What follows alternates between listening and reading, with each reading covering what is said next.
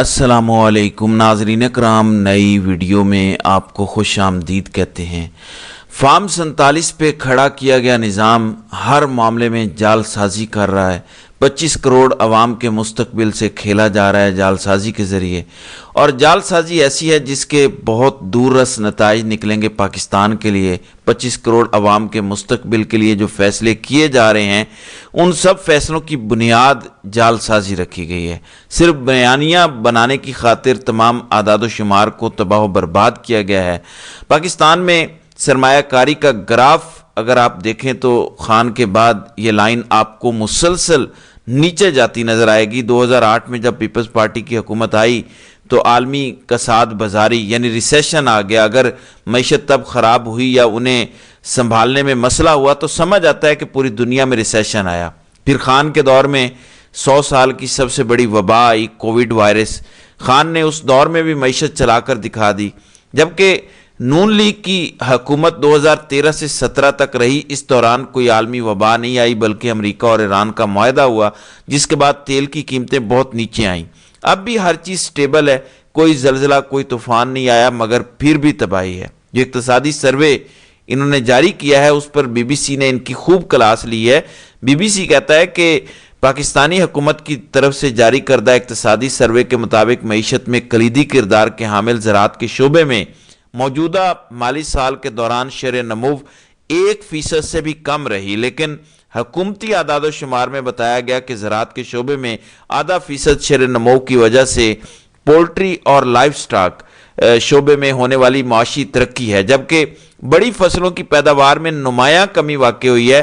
زرعی شعبے میں بڑی 5 فصلیں گندم، گنا، چاول، کپاس اور مکئی شمار کی جاتی ہیں، جن کی پیداوار میں بڑی کمی دیکھی گئی ہے۔ واضح رہے کہ ملک میں زرعی شعبہ قومی جی ڈی پی میں 23% سے زائد حصہ رکھتا ہے اور ملک میں 40% کے قریب روزگار فراہم کرتا ہے۔ اب آپ نے غور کرنا ہے کہ ملک میں جو جی ڈی پی میں 23% جو شعبہ اپنا حصہ ڈالتا ہے، سمجھ لیں کہ وہ مائنس میں ہے۔ جب اتنا بڑا شعبہ مائنس میں ہے، تمام بڑی فصلیں مائنس میں جا رہی ہیں، تو جی ڈی پی 2.7% کیسے گرو کر گیا؟ موجودہ مالی سال کے جاری کردہ اقتصادی سروے کے مطابق ملک کی 5 بڑی فصلوں کی پیداوار میں 3.5% کی کمی ریکارڈ کی گئی ہے۔ حکومت کے مطابق موجودہ مالی سال میں کپاس کی پیداوار میں 30% سے زائد کی کمی ریکارڈ کی گئی، جو 70 لاکھ بیلز رہی۔ گزشتہ سال 1 کروڑ سے زائد بیلز کی پیداوار ہوئی تھی۔ گنے کی فصل تقریباً 4% کمی کے بعد 84 لاکھ ٹن رہی۔ موجودہ مالی سال میں چاول کی پیداوار میں تقریباً 1.5% کی کمی ریکارڈ کی گئی، اس کے بعد اس کی پیداوار 90 لاکھ ٹن رہی۔ ملک میں مکئی کی پیداوار میں بھی موجودہ مالی سال میں 15% کمی کے بعد 82 لاکھ ٹن رہ گئی۔ اسی طرح موجودہ مالی سال میں گندم کی فصل میں لگ بھگ 9% کی کمی ریکارڈ کی گئی، جس کے بعد اس کی پیداوار 2 کروڑ 80 ٹن رہ گئی، جو گزشتہ مالی سال میں 3 کروڑ 10 لاکھ ٹن تھی۔ پھر کہتے ہیں کہ اگلے سال کے لیے پیش کیے جانے والے بجٹ سے 1 دن پہلے حکومت کی جانب سے جاری کیے گئے اس اقتصادی سروے میں یہ دعویٰ کیا گیا کہ موجودہ مالی سال میں ملکی معاشی ترقی کی شرح 2.7% رہے گی۔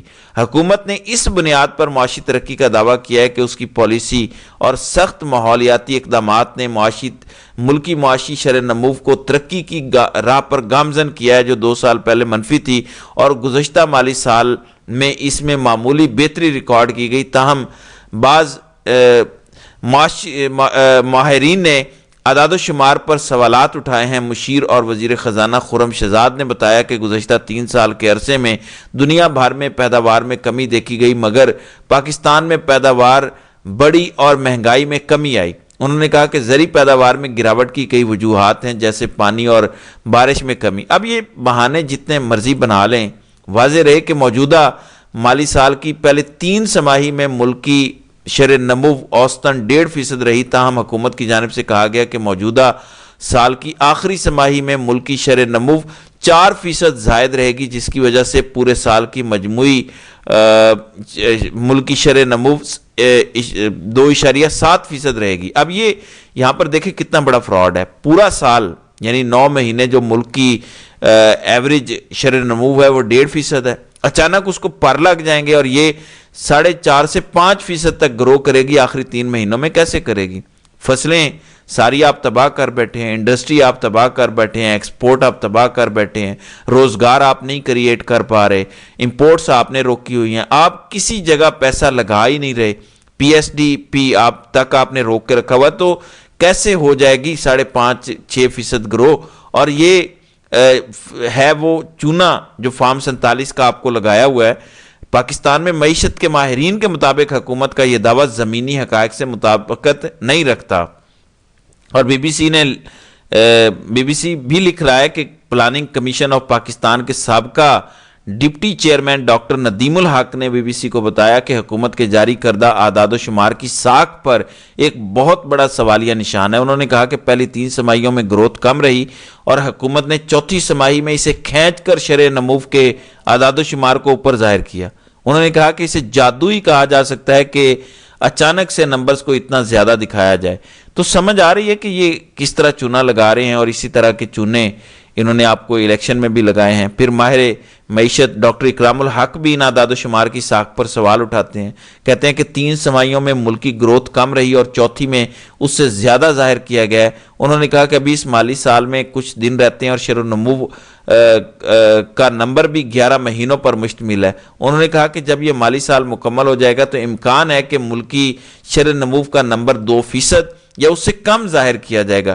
اصل میں 1% سے کچھ اوپر گروتھ ہوگی۔ یہ تیسرا سال ہوگا کہ ملک یعنی پاکستان 1% سے زیادہ گرو نہیں کر سکے گا۔ جب خان کو انہوں نے نکالا تھا وہاں 5.5% اور 6% گروتھ کو چھوڑ کے 1% گروتھ والی حکومت لائی گئی تاکہ فیصلہ ساز اپنے مزے کر سکیں۔ مالی سال کے اختتام سے پہلے معاشی ترقی کے دعوے اور معاشی اشاریوں کے تخمینے کے بارے میں وزیر اعظم پاکستان کے کوارڈینیٹر رانا احسان افضل نے رابطہ کرنے پر بی بی سی کو بتایا کہ یہ کوئی نئی پریکٹس نہیں۔ اس کے مطابق کئی دہائیوں سے ایسا ہوتا ہے کہ بجٹ سے پہلے سارے سال کا معاشی ترقی کا تخمینہ دیا جاتا ہے۔ اب بھی ان کے پاس کیونکہ کوئی جواب نہیں ہے۔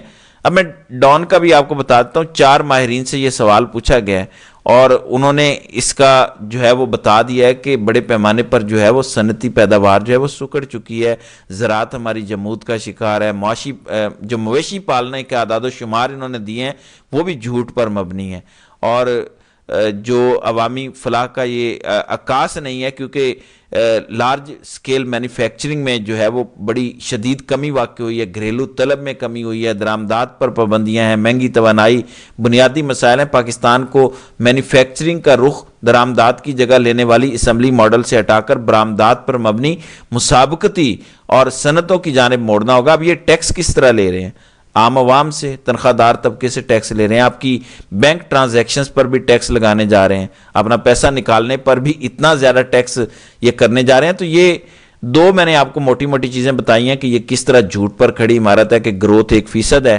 اچانک اس کو 2.7% آخری 3 مہینوں میں بڑھا دیا گیا، یعنی 5% سے گرو کرے گا آخری 3 مہینوں میں ملک، کیسے کر لے گا؟ آپ کو میں بتاتا ہوں کہ چیزیں سستی کب ہوتی ہیں۔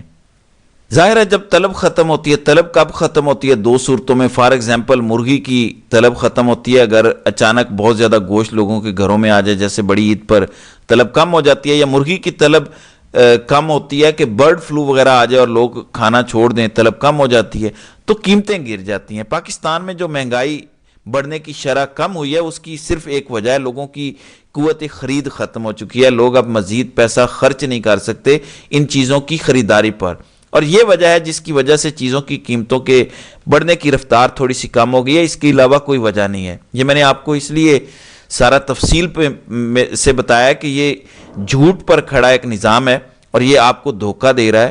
اب اسی نظام کو لے کر اور اسی نظام کی گارنٹی لینے کے لیے بادشاہ سلامت جو ہیں وہ امریکہ جا رہے ہیں تاحیات حکمران رہنے کے لیے۔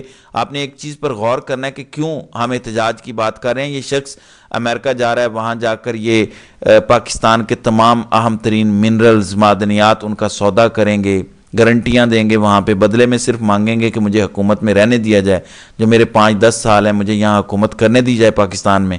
اور یہ بھی کہہ سکتے ہیں کہ جس طرح آپ مصر کے سی سی کو سپورٹ کر رہے ہیں اسی طرح آپ مجھے بھی سپورٹ کریں، میں آپ کا چمچہ اور ٹاؤٹ بن کر رہوں گا۔ جیسے ابھی تک رہا ہوں اور آئندہ بھی رہوں گا، اور آپ جو کہیں گے وہ حکم بجا لایا جائے گا۔ تو یہ دورہ بہت عام ہے، پاکستان کا مستقبل طے کرے گا۔ اسی لیے آپ لوگوں نے احتجاج کرنا ہے امریکہ میں۔ اگر احتجاج نہیں ہوگا تو یقین مانیں یہ وہاں سے گرنٹیاں لے آئیں گے، پاکستان کے سارے اہم ترین معدنیات بیچ دیں گے، اور پاکستان کا مستقبل وہاں پر گروی ہوگا، کیونکہ اس شخص کو اپنے اقتدار سے آگے نہیں ہے۔ جیسے میں بتاتا ہوں کہ ایک جنرل کی جو ایکسٹینشن ہوتی ہے پاکستان کے تمام مفادات پر بھاری ہے۔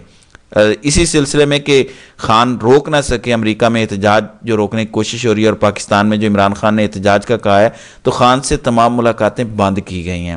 ملاقات کی کسی کو اجازت نہیں ہے، اور اگر خان سے ملاقات نہیں ہوگی تو مزاحمت کے فیصلے، کیونکہ خان نے کہا ہے کہ میں سارے خود کروں گا، تو مزاحمت نہیں ہوگی، لیکن پھونکوں سے یہ چراغ بجھایا نہ جائے گا، مزاحمت ہوگی، اور آپ دیکھ لیجئے گا یہ لوگ اس میں کامیاب نہیں ہوں گے۔ تو ناظرین کرام، آپ کی اس ویڈیو کے حوالے سے کیا رائے ہے؟